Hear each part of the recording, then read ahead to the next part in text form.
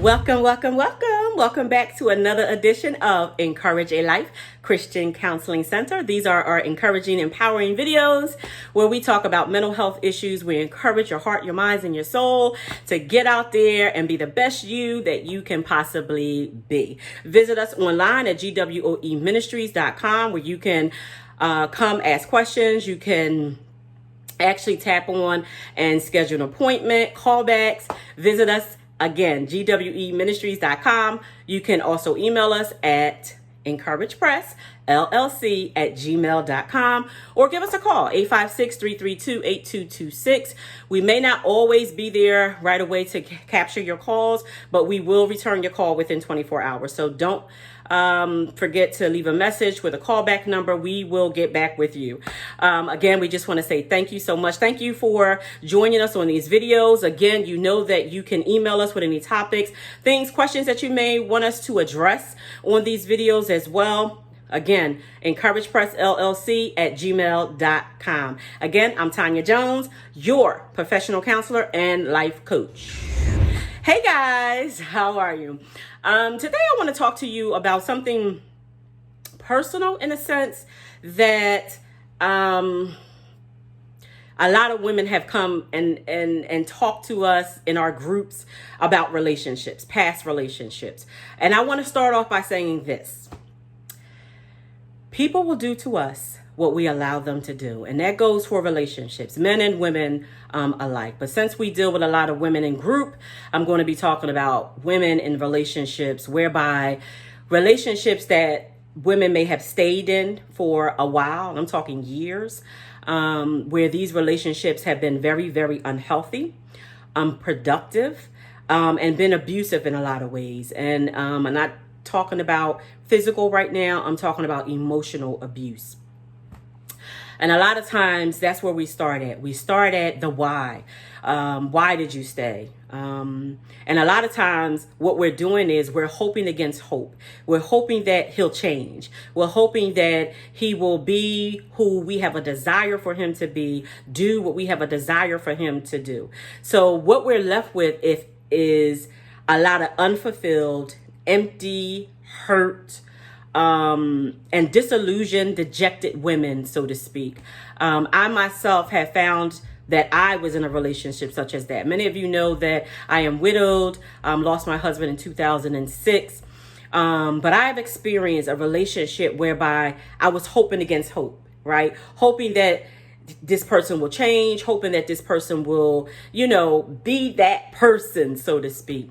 But what it did was it left me and many other women feeling very dejected, feeling very hopeless and helpless in a sense, and very disillusioned in a lot of ways when it comes to relationships. So I had to make sure that I talked to somebody again about where I was at and the why of that relationship, and just kind of like process that through to bring some understanding and introspection that I always encourage women to do. So a lot of times when we're having these conversations, women are in relationships, right?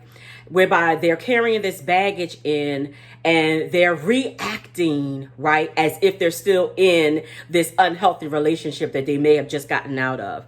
A lot of times it may be relationships whereby they're receiving what they had a desire to receive, but because they're so hurt, because they're so disillusioned, because they're so frustrated in a sense, they are unwilling to be able to recognize that, hey, it's in your face. What are you doing? And a lot of times these women are sabotaging, the relationships that they're in because of the hurt and the pain that they're carrying into this relationship. So I want to say a couple of things. Number one, if you have come out of a relationship whereby it really was a draining relationship, you're sort of on zero when it comes to romance and love, you have nothing, maybe you're in the negative, right? Because I always tell people in reference to relationships, there is a love bank, so to speak, and each of you should be depositing into each other's love banks to keep it full, to keep it at a place where it has a return to it, right? But if you're the only one depositing into the love bank, right? So you're always giving out, always giving out. You're getting no return in. There's nothing to build from. So now you're running on sort of fumes, and you're becoming very frustrated. Some of us are so distressed in so many ways that we're angry. So I always, just let women know in relationships in reference to the love bank. When I'm doing couples counseling, I tell them the same thing about the love bank. So here you are, you've given, you have nothing, right? And not only do you have nothing in your love bank, but now you have these walls that have been built to protect yourself. I'm never going to go through this again. This person, that person, nobody's never going to be able to be in a position to hurt me again, right? We get these attitudes, and we get, really just kind of stone-faced about what we are going to take, what we're not going to take, and we carry that into other relationships, which is wrong. So number one, I tell women, you know what? Maybe take some time for yourself. Take some time and get to know you. Take some time and love on you, whereby you're filling up your love bank with what? Self-love. Self-love, self-care, that you're taking the time that you feel, listen, because I always hear about this lonely. I don't want to be lonely. I don't know how to just be still in my space. And I teach women and, men, but mostly women, how to be still in your space, how to enjoy your quiet, how to enjoy your peace, how to pour into yourself, right? Again, self-love, self-care, how to enjoy doing things that you love to do. Go out and do them, right? Take the time to spend time with you so that you can then understand what you want, right? What you have a desire for. And then from that perspective, from a healthy perspective, you're able to say, you know what? This is what I want. And I can recognize what I don't want in someone coming to me, approaching me, right? Those red flags are already coming up. So I'm already ready because I'm in a healthy space that no. That's not what I want. I know what I want, and I'm not compromising just because I'm feeling lonely or I feel like I have to have somebody in my life right now. No, you don't.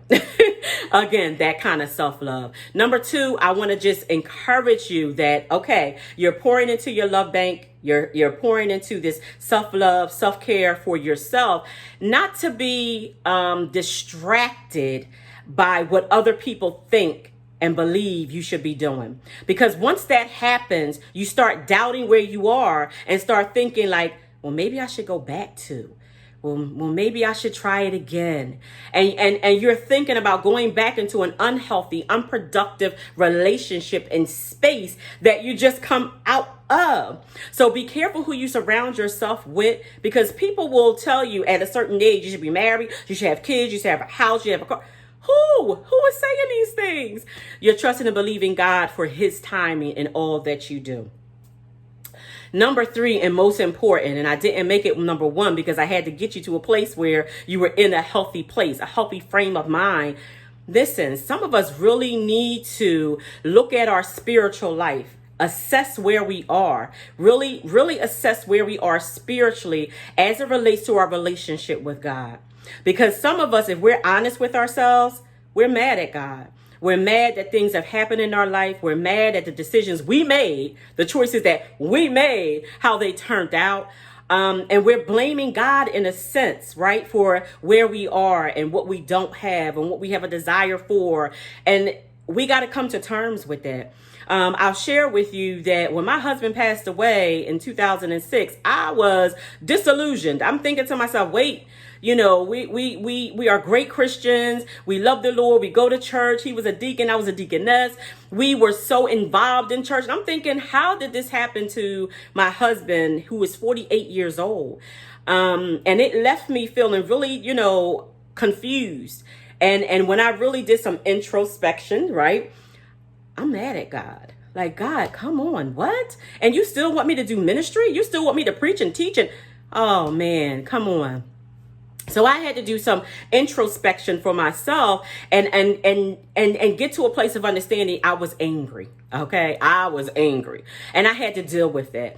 So number three would be spiritually, where are you as it relates to your relationship with God? You need to do a really deep right? Review and assessment of your spiritual relationship with God. How are you feeling about the Lord?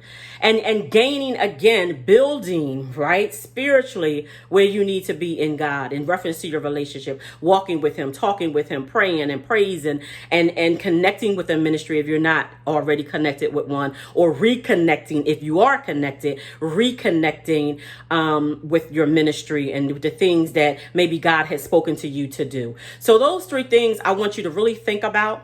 Again, talking about just coming out of relationships. We deal with this a lot in depth in our Club Connect. And I'm so glad, oh my goodness, I'm so glad that the women who have connected with Club Connect, I'm in such a blessed place to be able to pour into them.